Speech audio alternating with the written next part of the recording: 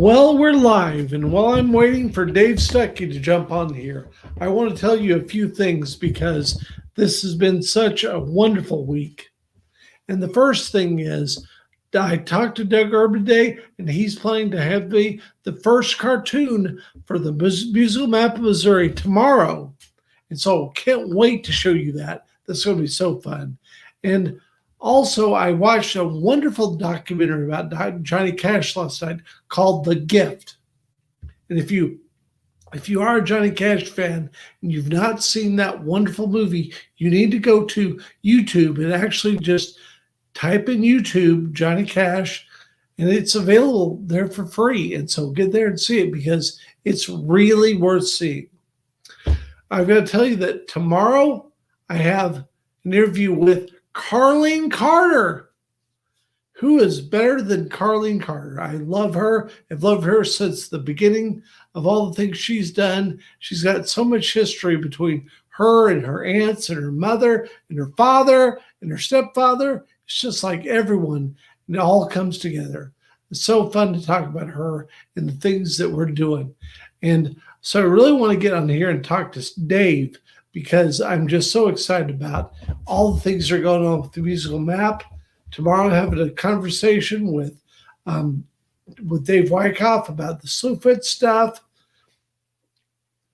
And I also don't want to turn off this broadcast because I've got it set up for the 5 o'clock. So we'll let Dave comes on when he gets done with his meeting, and we'll keep it going. And so anyway, what do people want to see in the musical map? Who are some artists that need to be covered? And tell us about them, and let's learn about it. And I'll just keep watching the phone and keep vamping here for a minute. And so if you don't know, I'm doing a wonderful podcast about my dad. It's called Heroes. Well, right now is the Heroes and Miracles is the nonprofit that I set up during the pandemic. And Heroes and Miracles, it refers to me being a miracle and my dad being a hero. And really, the thing that I've learned is if you want to talk about all the stuff I've done in my life and how much incredible musical knowledge I've gathered during this whole period, there's no one person I could other mention than my dad. No one else would have taken me to see Roy Orbison and Conway Twitty when I was 2 years old, Elvis when I was 5, Dolly Parton when I was 3, Ray Price when I was 10, and making me like learn and understand. No sound. No. No sound. So anyway, we just did all these musical things and learning about Don Bowman and Grady Martin and all this. I had the best honky tonk musical education for anybody that would want to learn and start a record label in Crane, Missouri. It all comes from my dad and the wonderful gifts that he brought me. And I've really figured out that in the middle of all this, we also need to say that I'm probably the only person who met Ronald Reagan, George Bush, Richard Nixon, Bill Monroe, and Flavor Flav. I think that between those things, I'm just thinking that nobody else has met those 5 people because that's a very, very strange combination of people. And part of the deal that I've learned about my dad is he was an intense Johnny Cash fan in terms of not just album cuts or whatever. He knew and what I love about my dad is he was such a Johnny Cash fan, even through the mid-'60s times. And the mid-'60s, if you know Johnny Cash, I think it's his best period. I spent the day listening to the Bitter Tears album, which is wonderful and an incredibly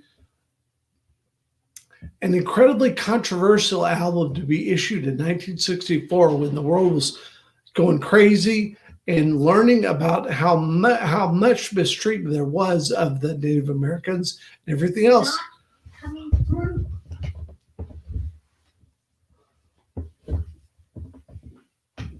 And if all that is said, I'm really happy to be doing all the things we're doing and just amazed because I think that nobody else was as placed to put this musical map thing together because I really enjoyed this stuff and I really want to get Dave Stuckey in here so I don't have to talk so much. And so what I think I'll do is I will just plan to come on back with Dave in about whenever he wants to jump on, and we'll just get on there and we'll start it then. And so that's been all the vamping I could do. All right. Talk to you later. I had my eyes dilated today, and that is always challenging in terms of the computer operation. So let's get up here and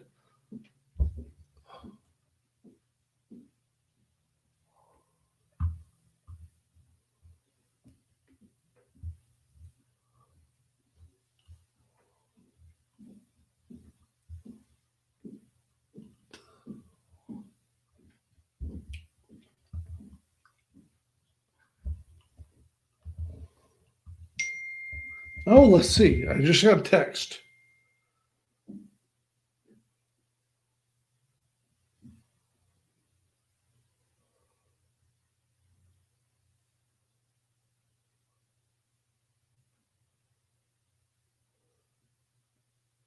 I'm going to say jump on and we'll start talking.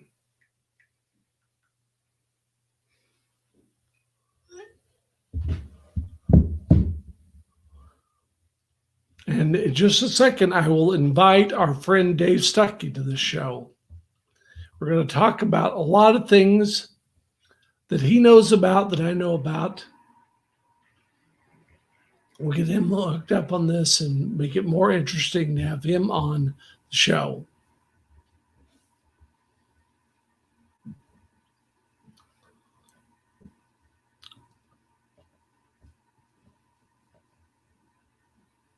And I don't ever need to do one of these shows again on the days when my eyes get dilated because that is a hassle in terms of trying to operate stuff with this widescreen computer.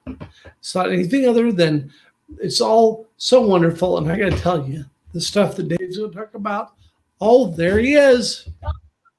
Well, listen, it's Dave, my friend Dave. You can call it whatever you want to. That's fine. And I'm so happy to see you. And basically, before we even get into the cool stuff, I want to have a little conversation here because number one, I've got to ask, have you seen the movie The Gift about Johnny Cash? The Gift? Yes. No, I don't know that one. What is Okay, that? well, see, I've got to tell you, my friend, you've got to see this movie because it's the best documentary about Johnny Cash that I've ever seen. And I've seen many documentaries about Johnny Cash. Yeah, I don't know how I missed that one. I really don't know either because between us, we're pretty big fans. And the deal is, it's on YouTube. It was like a YouTube original thing. And so you can actually go for free and do it, watch it on YouTube tonight. It's that good. I will. Yeah. Well, the deal that I thought was so interesting, and I've been kind of vamping on here. So I talked about how so much of the stuff we've been doing is so like perfectly placed in terms of the musical education that my dad gave me. Because what I got to say is, when I was growing up, I think that I was the only person that saw Roy Orbison and Connery Twin when I was 2, and Dolly Parton when I was 3, and Elvis when I was 5. And that was 6 weeks before he died. And then I went and saw the Buddy Holly Memorial Society convention. And so you know who I'm interviewing tomorrow? I'm interviewing Carlene Carter. Oh, I heard you say, there you go. That's Yes. royalty right there. It totally is. And so if you think about, I had a childhood education where I met Merle Travis at the Crane Boiler Festival. I did all these things that, Gene Shepard, all these things that I did. And it's all just so interesting to see how it all kind of comes together. That's incredible, man. That's really you can really point to that. I mean, as something like so many of us came to this. I mean, you have the things when you grew up, and I grew up hearing the country music out in Platte County and Kansas City and all that a little bit, but so you sort of absorb some of it, Right. but I didn't get into it in earnest until, maybe my last year of high school or first, Right. right around in there. And so to have this thing where you're a little bitty kid and you're seeing Roy Orbison, I saw him, but I was 38 when I saw him. Big Sandy and I saw Roy Orbison out here down in Orange County. Well, it's one of these things where you think about, because then my dad, everything that I learned in my childhood was right around my dad hearing either Johnny Cash or Waylon Jennings. And so to think about the stuff you get to talk about with Carlene Carter, about those two people. But I got to tell you, you've got to see this gift. And all you musical fans, I'm telling you, this movie is worth seeing. Johnny Carter Cash was involved, and I'm telling you, it's fantastic. Oh, that's great. I'm on there. I don't often. I miss a lot of things. A lot of those YouTube original documentaries. I don't know. A lot of them aren't good and whatever. So I don't tend to even dig into it. Well, and Warren Zanes is involved. Talk about another guy that I want to interview. I mean, actually, I talked to yesterday. I talked to Phil Coffin because I really liked that Disgraceland, episode about Graham Parsons that came out yesterday, and that was really good as well. Yeah. And so anyway, let's talk for just a minute before we get called out. Tell me about the Debs. Oh, well, I've been waving the flag on that deal for a long time. Yeah, I know. The Debs were they came out right around the time when I had just started discovering what was going on in Springfield, with the I think it was maybe even the Skeletons were going then. It was post Symptoms, now Skeletons, and we were learning about it because Donnie's driving guitars 45. We all in Lawrence had it and were just blown away by it, and he recorded the whole thing in his bedroom. We couldn't really sound, I actually liked his version better than the Ventures. Right. So we started being aware of what was going on there, and Lou and all this. And I started to kind of meet some of them, and I met those guys. And then all of a sudden, I think it was Donnie said, "Oh, we got this band just started up called the Debs." That some of them were dating some of them, whatever, kind of helping them out. And so this group, this all-woman rock and roll group, starts up in whatever, it's the late 70s, right? And there was hardly any of that going on. Now there of course had been Susie Quattro and all that, and the Runaways and that, but here they were. And I remember the first time I saw them, I was just blown away because they were cool and tough and writing their own songs, and still had that early playing in a band thing that I love so much about punk rock. It was all about the emotion of it and how good it would look. But they played their instruments well. They did great songs, and I became a giant fan right away. We had them come up. And the Fifth Deb, right? I did eventually, was now called the Fifth Deb because I followed them. We invited them up to play with the Regular Guys, which was the band I was in at the time, in Lawrence. And they came up and I think played a couple, and I became great friends with them. I'd follow them around. Like, I didn't work on the weekends. So the weekends I'd call them up. I'd call Chris or Terry. I'd say, "Where are you guys playing this time?"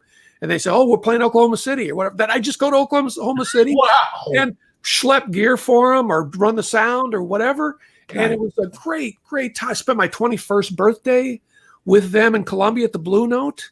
Wow. And it was just they were just so good and fun to be around. And we became great friends, and then, as we all moved on to other things, and, thanks to Facebook, I found Chris again, who lives up in New York State.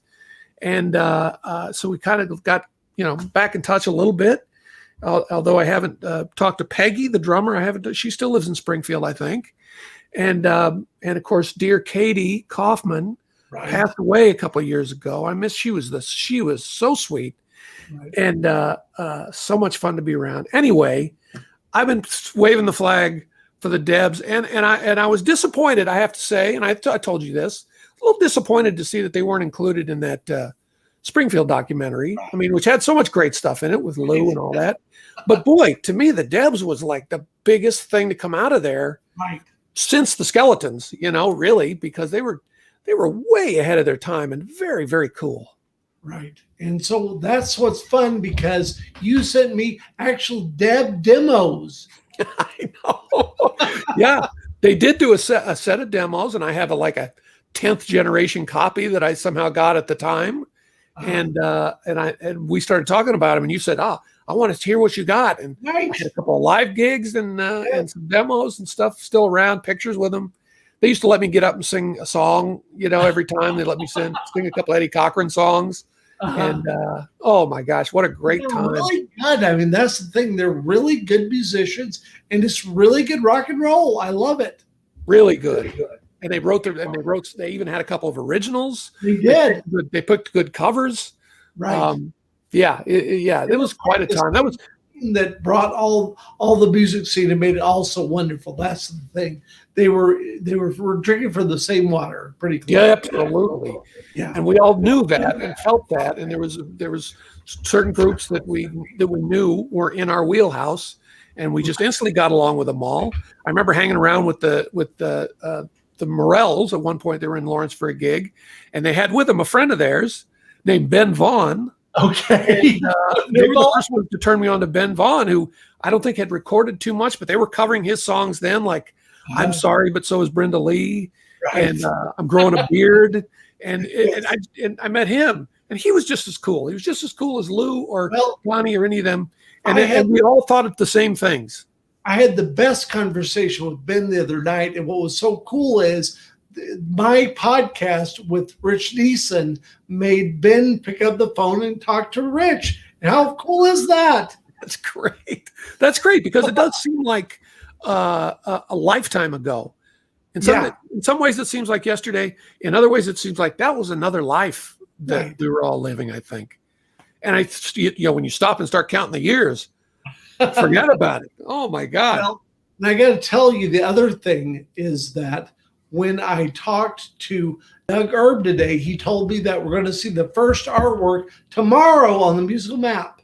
That makes me so happy. Oh, that's fantastic. Yes, the artwork is of Lou, and it's for a rock and roll toupee. What he called a ball cap.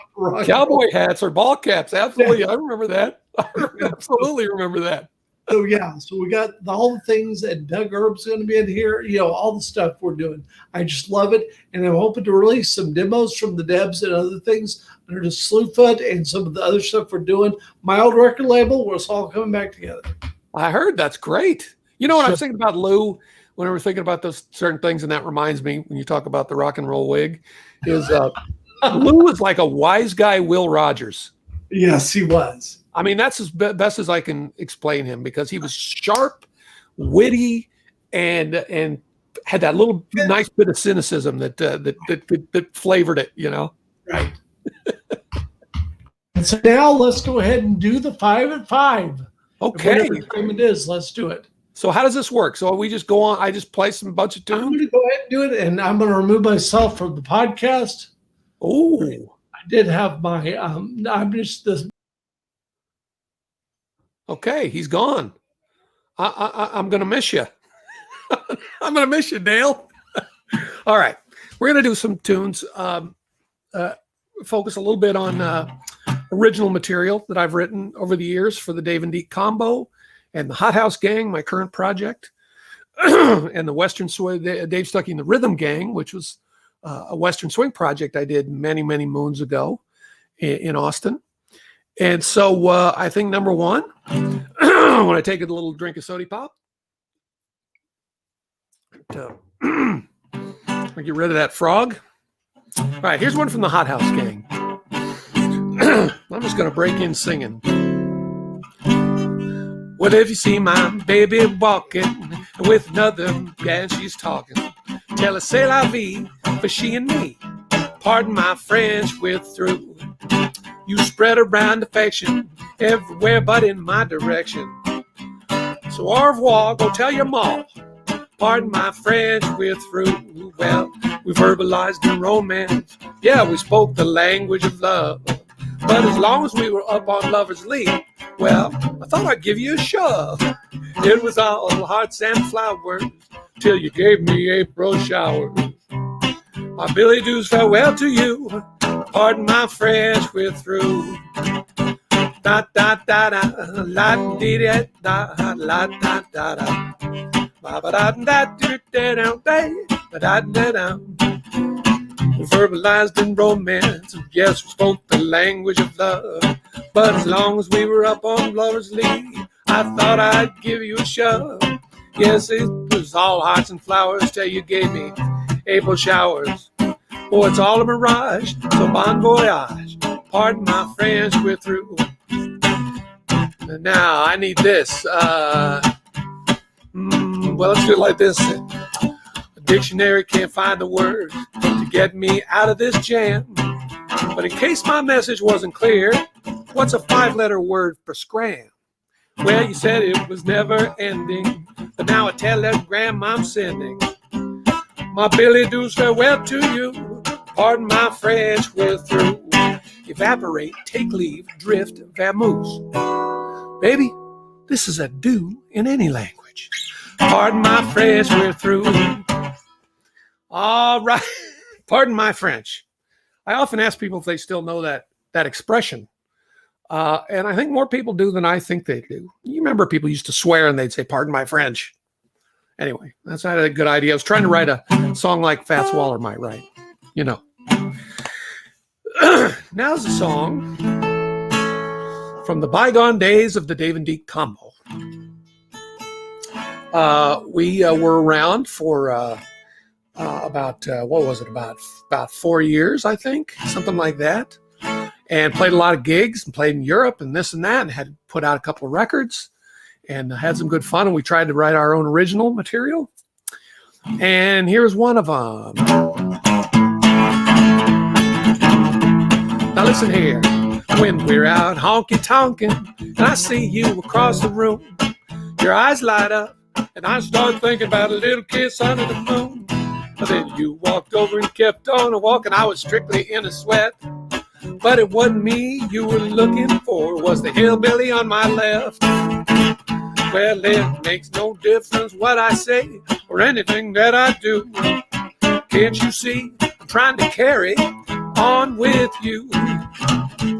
Now this secret ain't a secret to anyone else but you. The last time we took a boat ride, you even brought your own canoe. But this feather you knocked me over with has got me stupefied. Last time I thought you were winking at me, I had a cinder in your eye. Well, I guess I was mistaken when I thought we'd Bill and cool. Can't you see I'm trying to carry on with you? Now listen. Now the rocking's almost over and the honky-tonkin's through. I'm thinking it's the right time. We're gonna pitch a little woo with the jukebox softly playing. Your eyes are pure moonlight.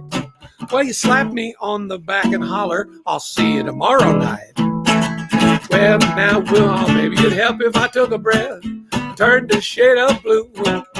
Can't you see I'm trying to carry on with you? Now listen here, boy, the last time that I calculated, 1 and 1 made 2. Now can't you see I'm trying to carry on with you? I mean it now.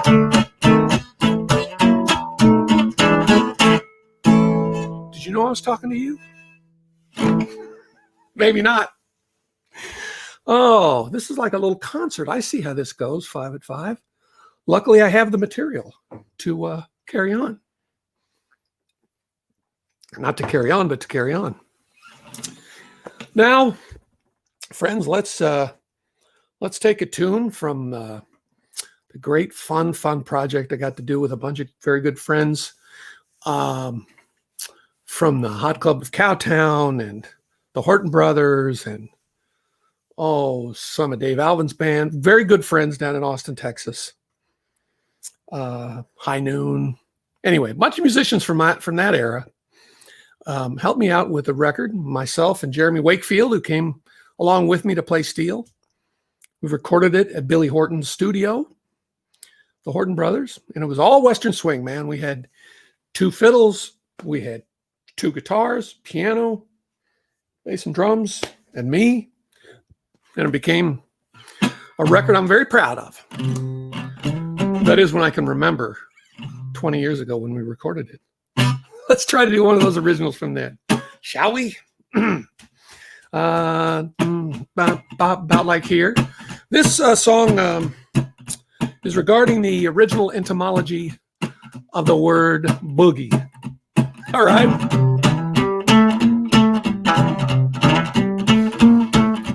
Way back when Adam took the apple from me, he said, "You're in possession of something I need." They did the boogie. They did the boogie.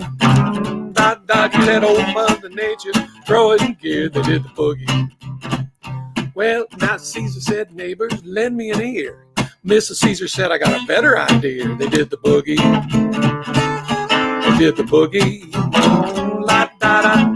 Old Mother Nature throw it in gear. They did the boogie.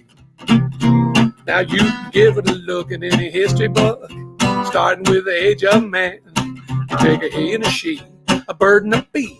Well, brother, that's how the boogie began. Well, Bonaparte thought he'd met his defeat, till Josephine took him to his favorite retreat. They did the boogie. Well, they did the boogie. What-I-da-da-da. They did old Mother Nature throw it in gear. They did the boogie. Let me try to boogie for a minute here. There you go. Can y'all hear me?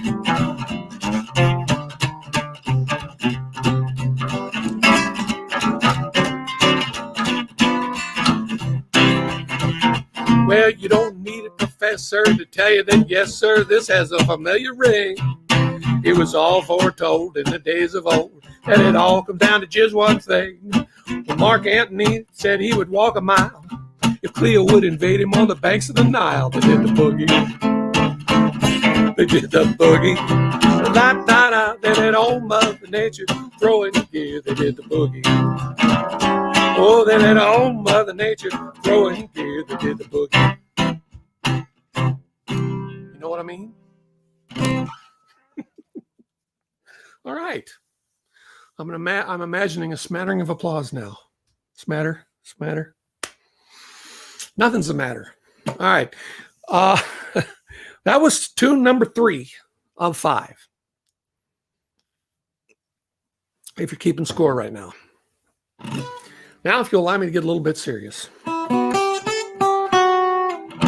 Here's a song that I wrote with Whit Smith from the Hot Club of Cowtown for their second record, which I had the great pleasure and honor of producing.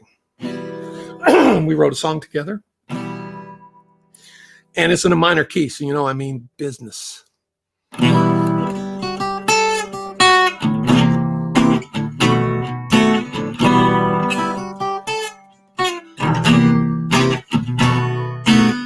Sky went dark, stars reclined, the moon above refused to shine.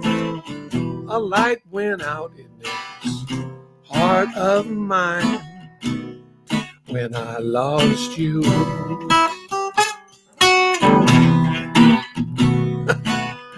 Times I tried, price I paid, the words that tried to make you stay, they all turned a shade of gray when I lost you.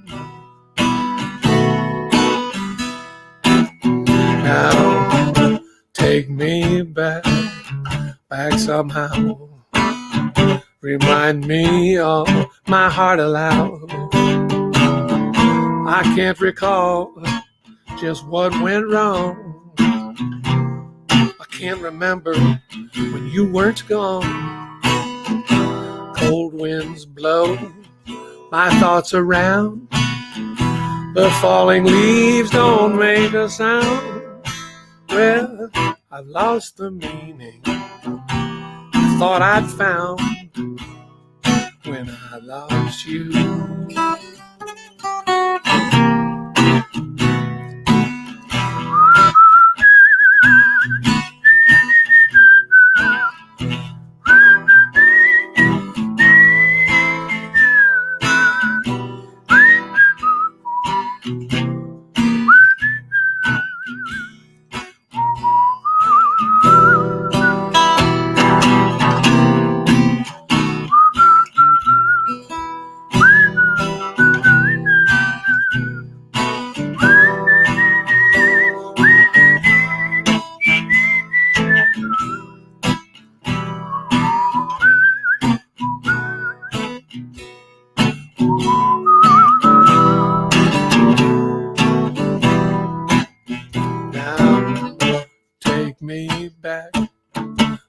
like somehow remind me of my heart allows.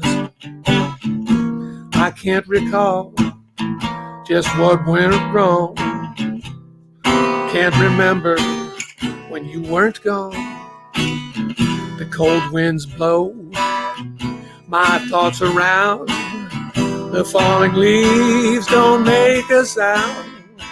I lost the meaning I thought I'd found when I lost you. When I lost you. When I lost you. Like Lou Whitney would say, she even changed her zip code. All right. Well, okay. You know what this reminds me of? This reminds me of the show that I do. Hey, there he is. There I am. I'm still here. I'm glad. I'm good. You didn't. I thought you were going to get up and eat dinner or something. Well, Yes. No, that was just wonderful, man. Really. thank you. I've only done 4, my friend. I got one more. No, well, let's do it. Let's do it.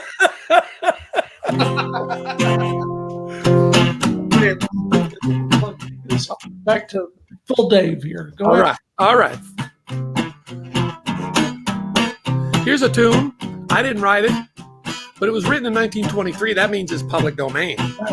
That means we can all do it.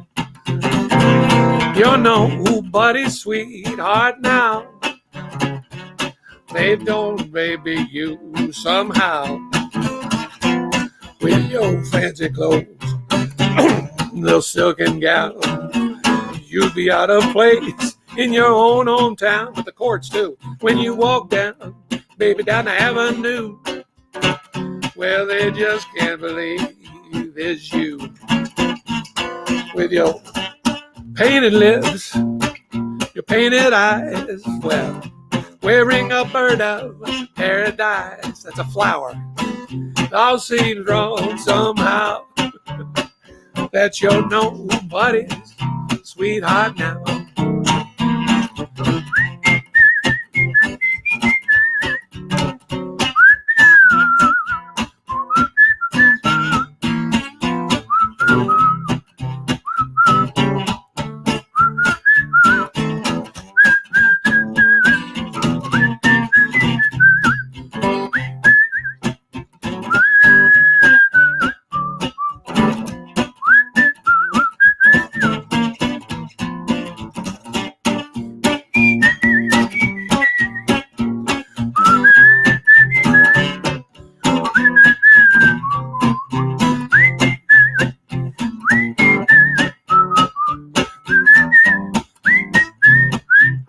I'm gonna sing it one more time, you know.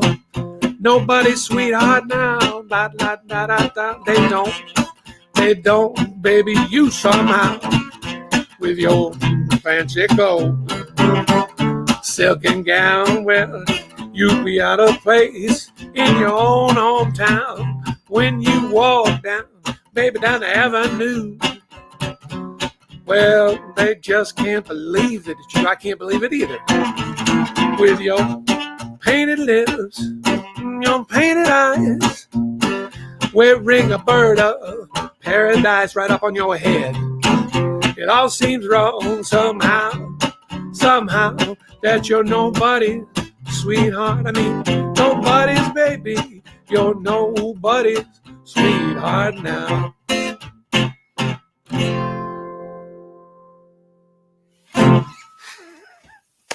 Nobody's Sweetheart Now from 1923. Done by Bob Wills and the Texas Playboys. Eddie Condon, it's a jazz tune to begin with. Pop tune, jazz tune, then Western swing. That's it. That's 5 for me. Where's Dale? Did he go get something to eat? Is he taking a shower? I would say I'll say that while I'm vamping. I learned that tune. That was one of when Whit Smith and I first started playing together before we and I love Western Swing Band. He sure taught me that. Delana, yes, I sure do. Yeah, the greatest. They are the greatest. Right. Still are, and they're still going, man, like 30 years into it. These are pieces that we want to ask them. You name it, he sent it to me. I know. I'm telling you. Okay. Anyway, Who's talking? Get those people out of here. all right. You introduced his name. Yes, it sure is. I'm I'm sorry, man. Is that us? No, that's another podcast that I did. I'm trying to get the audio off. Here we go. Let's go. There we are. You're so busy you can't even keep track of them all. It's still in the beginning stages of all the stuff we're doing. It's great.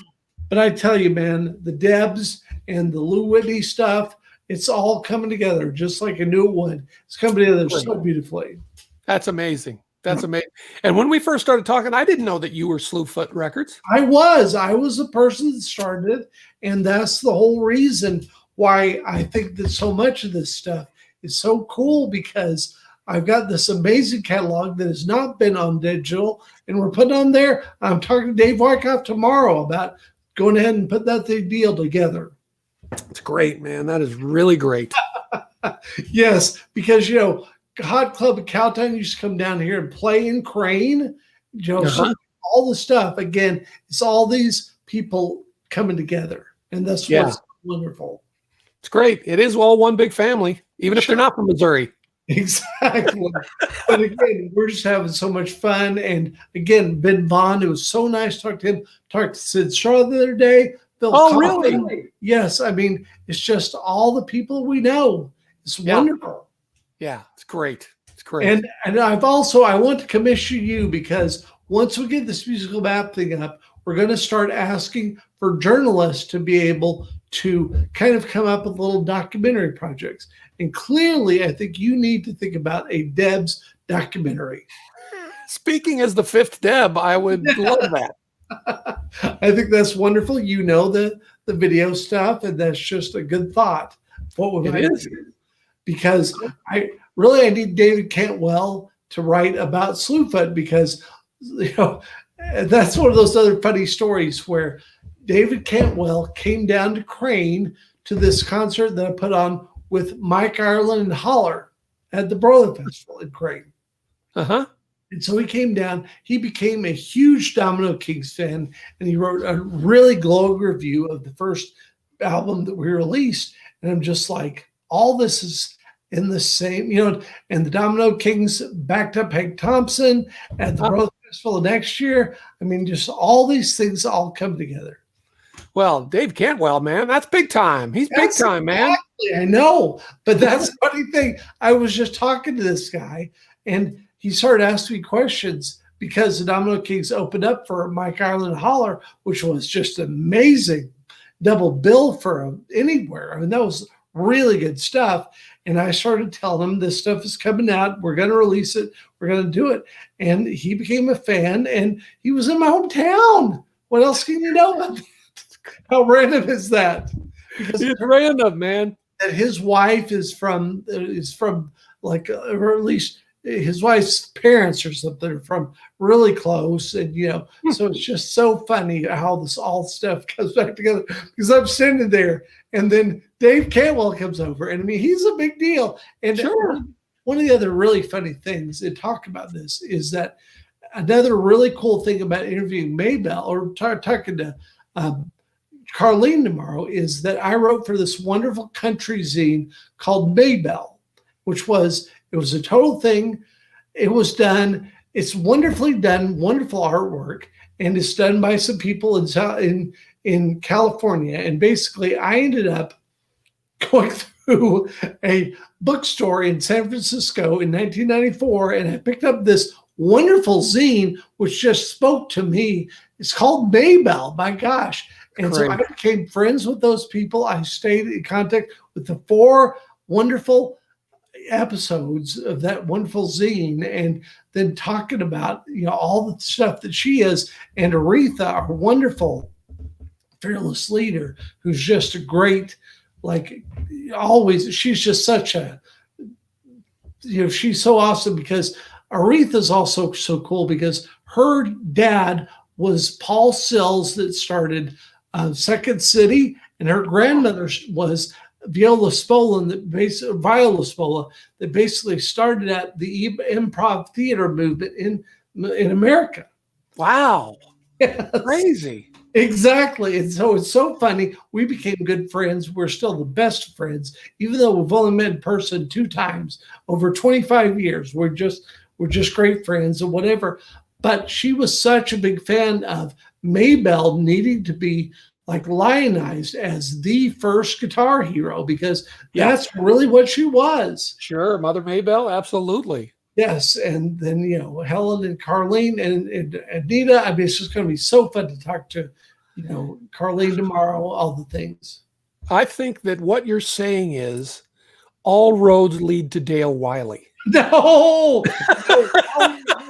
roads lead to Bob Wiley. That's the funny thing because I'm only here because my dad told me about He used to take me to see Ray Price and tell me how cool Ray Price was before all the strings, and just really gave me the best country education that anyone ever got in Southwest Missouri in the 80s and 90s, and then I funded up my record label in the 2000s. Yeah, that's he did it right. Your old man is good. Reminds me of Big Sandy's old man that was such a music fan and led him in all the great directions. Yes. You guys are all lucky. Well, that's, the thing is, you think about all the people that I saw, and then I learned about Don Bowman from going to Willie Nelson concert. Yeah. Let's see, I learned about who was the guy in Springfield that he was mentioned in the thing, the big session guy, Grady Martin. Grady Martin, sure. That's another one. He was in Willie's band in Branson in the 2000s. And so I just learned so much stuff from this time, and it's just all the same family tree, and that's the fun thing. Well, I think the reason you can speak to all that is you were paying attention. I know a lot of us growing up, you glancing blows with all kinds of stuff, and sometimes you pay attention and sometimes you don't. I've always loved, when I was a kid, in the early 70s, there was a whole, and it was kind of, I think it was sort of a post-hippie thing, that there was a big explosion in nostalgia. Oh yeah. For the 20s and 30s and 40s.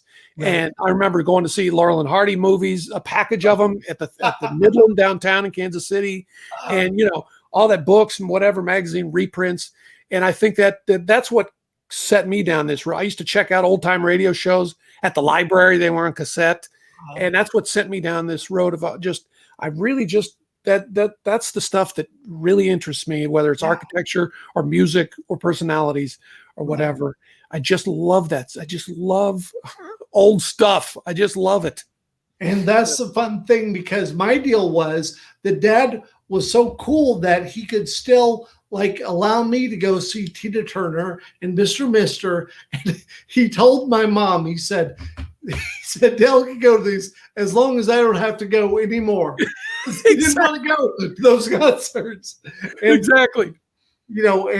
And so I went to those concerts, and I went through my rock phase, but then in college, I came back to country and figured out how it all came together.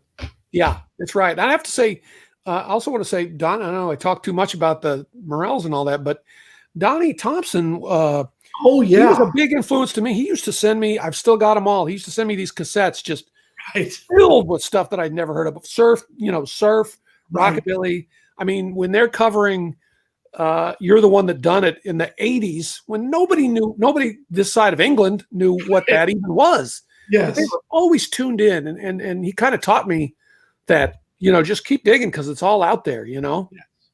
Well, and what's so funny about that is that, another one who is just a fantastic person to be a friend with is Dave Wyckoff, because Dave he's from Nashville. He's a lawyer there, and he is a fantastic person to do the best mixes in the world. I'm telling you, you'll never beat a Dave Wyckoff Christmas mix. It's the best thing I've ever heard. They're just always so amazing. That's great. He's another great friend that's a part of this whole thing too. So right. So anyway, that's my whole spiel. But they do not go to Dale Wiley. They go to Bob Wiley, and that's why podcast that I'm doing about him and the amazing story about how he won the Silver Star in Vietnam and never even mentioned it. Wow. So I'm telling you, and we spent a lot of time together, and that's what's so funny. And it's really a miracle story to tell, and I can't wait. I'm in the middle of telling it, but yeah, that's so fun, and really have had a good time talking to you like I always do. Every time I talk, it is fun. Yeah, absolutely, man. It's a pleasure to be on your show. Thank yes. you for letting me this is beat out a fun. few tunes. Oh yes, this has been fun. All right. Well, now I had my eyes dilated today, so I'm not necessarily up to full speed here. So I see. So let's get this all clicked off and All right. vamp until I get it off. I'll stay with you. You need a seeing eye internet. Oh no, here we are. We got it. And we're going.